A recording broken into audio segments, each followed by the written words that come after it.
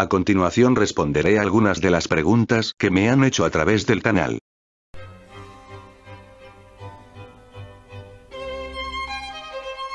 Esos pequeños porcentajes que mencionas en términos genéticos tienen muchísima importancia. Actualmente estamos todos mezclados y aparte poseemos ADN de otras subespecies. Sería científicamente imposible considerarnos una sola raza, somos más bien mezclas clasificables según la fisionomía y anatomía en lo que llamamos grupos raciales.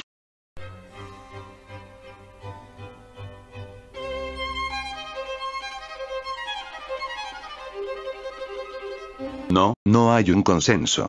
El tema racial en el campo académico es casi inexistente desde a mediados del siglo pasado, intereses ideológicos han censurado el estudio de la raciología en las universidades del mundo. Existen consensos en el campo forense y algunos otros pero no profundizan en el tema racial. De lo que sí se habla y en lo que sí estamos todos de acuerdo es que todos estamos mezclados de alguna manera. Actualmente no hay ninguna comunidad de raciólogos.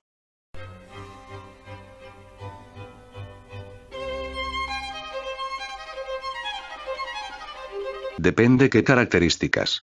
En el mundo natural, si unas características son necesarias y ventajosas para una especie o raza, la presión evolutiva las tomará y mejorará.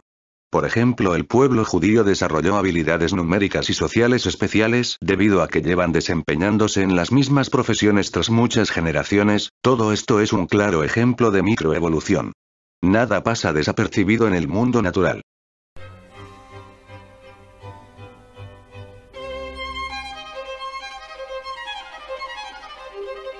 Buena pregunta. Creo que de no haberse extinto los neandertales, la mezcla con ellos habría sido mucho mayor al grado de que las poblaciones euroasiáticas serían muy distintas a las actuales, no solo físicamente sino culturalmente y por lo tanto también económicamente. Pienso que la neolitización les habría llevado a desarrollar estructuras sociales muy avanzadas a los neandertales, y así como la mezcla con ellos habría sido mucho mayor, también habría poblaciones puras a día de hoy, algo parecido a lo que ocurrió con los cromañones, pero a un nivel mayor donde encontraríamos pueblos enteros de neandertales. Podrían haberse formado movimientos políticos subespecistas separatistas en comunidades neandertales. La verdad es un tema muy complejo porque hay muchísimas variables que podrían haberse presentado. Lo que sí es seguro es que las poblaciones modernas tendríamos un aporte genético neandertal mucho mayor, a tal grado que el mundo actual sería completamente diferente.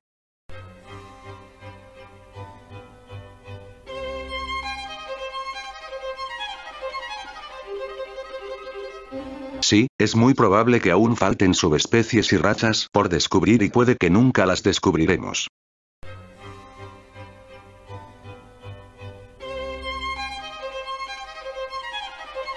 Si nuestra especie logra sobrevivir más tiempo, es probable que surjan nuevas razas humanas.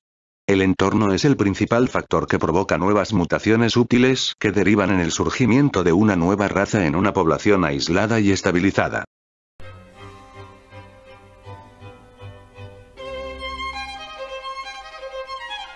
Eso es algo que jamás podrá ocurrir puesto que nuestro planeta es diverso en entornos. No es lo mismo vivir en África Central que en Europa del Norte, Medio Oriente o el sudeste asiático. Nuevas razas terminarían surgiendo. Una sola raza humana planetaria es biológicamente imposible. Cabe agregar que la tendencia del mestizaje no se da en todas partes, por cómo sigue la tendencia, África seguirá siendo negra durante miles de años, los Khoisan puede que se extingan pero los congoides no. Asia Oriental seguirá siendo mongoloide. Si acaso en Europa se dará un mestizaje generalizado como se está dando en América, pero el resto del mundo sigue conservando sus grupos raciales.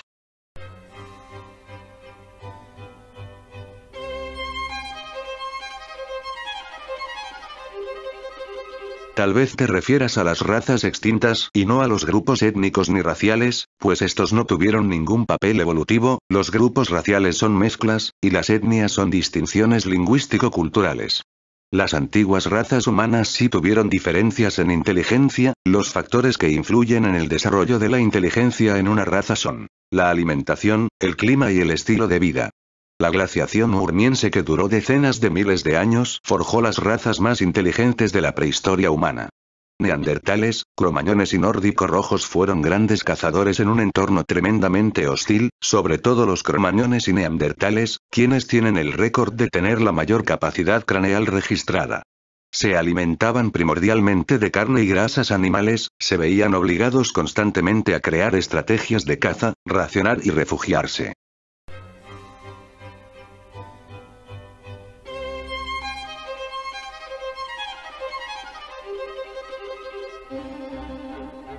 Dudo mucho que se puedan adaptar, quienes sí se podrían adaptar serían los que tengan mezclas considerables con grupos mejor adaptados al frío. Pero el grupo africano subsahariano es un grupo 100% tropical, ni pigmeos ni congoides podrían sobrevivir a una glaciación, terminarían extinguiéndose en latitudes no cálidas tal como sucedió en la última glaciación, técnicamente permanecieron en el trópico todo el tiempo y así se repetirá lo mismo cuando vuelva la siguiente glaciación. Las razas humanas que se formaron en la glaciación con la base coisánida absorbieron ADN de subespecies que ya estaban perfectamente adaptadas a la glaciación como los neandertales y denisovanos, lo que potenció su evolución. Los ancestros directos de los neandertales y denisovanos no eran precisamente tropicales, esto les permitió adaptarse a la glaciación.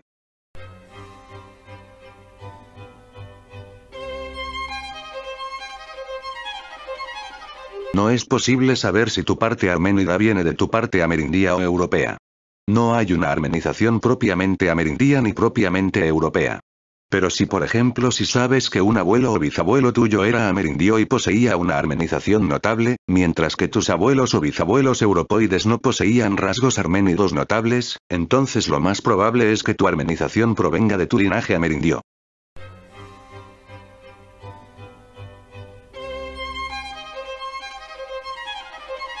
Fueron los cazadores-recolectores de Europa Occidental. Con el fin de la glaciación de Urm, 10.000 a.C., los casquetes polares se derritieron retirándose al norte, provocando un aumento del nivel del mar que inundó algunos territorios Cro-Magnon, especialmente en zonas cantábricas de Francia que ahora forman parte del lecho marítimo. En esta época de cambio climático, que marca el fin del Pleistoceno y el comienzo del Holoceno, los nórdicos blancos del sur de Francia, Bélgica y el sur de Alemania, asociados con el horizonte lítico del Magdaleniense, se desplazaron también al norte, como cazadores, persiguiendo a las manadas de animales adaptados al frío, pero quizás también huyendo de las inundaciones, atravesando Francia y acumulándose principalmente en Holanda, Dinamarca, la península escandinava, que estuvo unida al resto del continente hasta el año 8000 a.C. como poco, la llanura germano-polaca y la cuenca del Báltico, así como penetrando gradualmente en las actuales Bielorrusia, Ucrania y Rusia. También se pobló Gran Bretaña, que a diferencia de Irlanda, permaneció unida al continente hasta después de la penetración neolítica.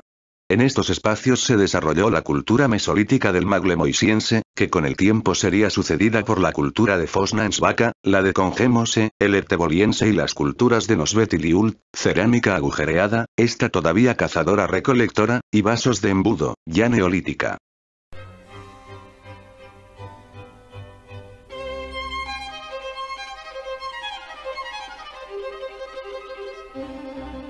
Un grupo racial se forma cuando un grupo ya mezclado de humanos con el tiempo se estabilizan diferenciándose de otros grupos también mezclados y teniendo una base racial diferenciada. El mestizaje no forma una nueva raza. Los judíos tienen haplogrupos distintos a los europeos, pero los ashkenazíes son en su mayoría de fenotipo europoide. El cómo saber a qué grupo racial pertenece un individuo es a través de su fisionomía y todos los rasgos fenotípicos que indiquen su grupo racial.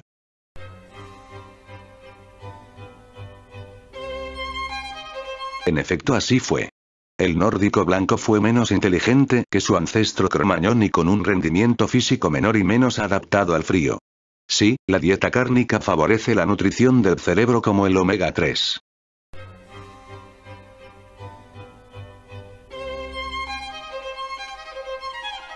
El grupo racial europoide es el único que puede tener como base racial al nórdico rojo además del nórdico blanco o el arménido muy nordizado.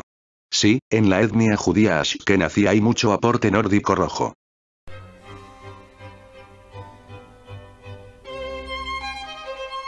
El motivo es que no se dio el tiempo suficiente para que esto suceda, se habría necesitado más tiempo para que las razas evolucionasen más hasta el grado de no poder tener descendencia fértil entre ellas.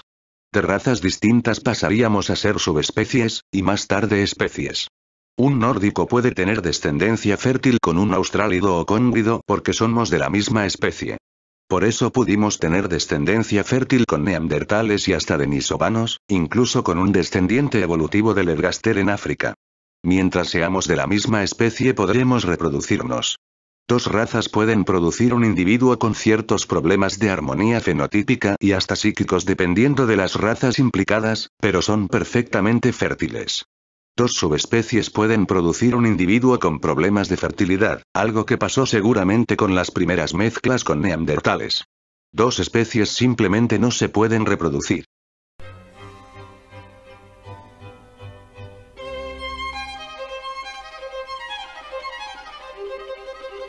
Los bereberes originales eran del grupo racial europoide, o sea una mezcla de nórdico rojos, nórdico blancos y arménidos.